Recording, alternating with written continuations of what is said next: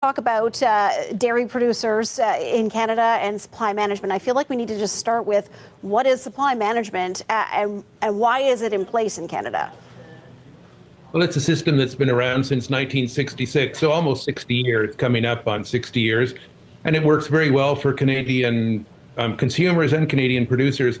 It was established to manage supply, as it suggests, and to end surplus production, excess production, which is extremely wasteful of resources, time, energy. And it's focused only on the domestic market.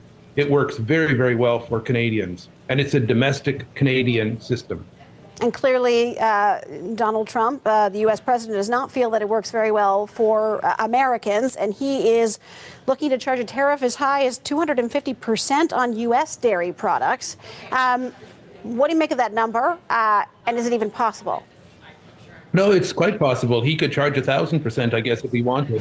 But 250% or 240% is the number that actually kicks in after a certain tariff rate quota is met by imports into Canada. We do allow foreign imports. It's a Canadian system, supply management and dairy, but we do allow a certain volume of imports into the country. And it's about 18% of our domestic market, which is actually a very, very large share. But we don't really export very much. As I say, it's an internal Canadian system. So it's there to support Canadian consumers.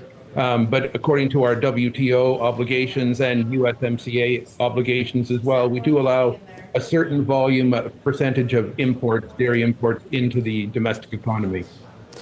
So were this tariff to take effect later today, tomorrow, Monday, no one knows, what kind of an effect on our dairy industry do you think it would have?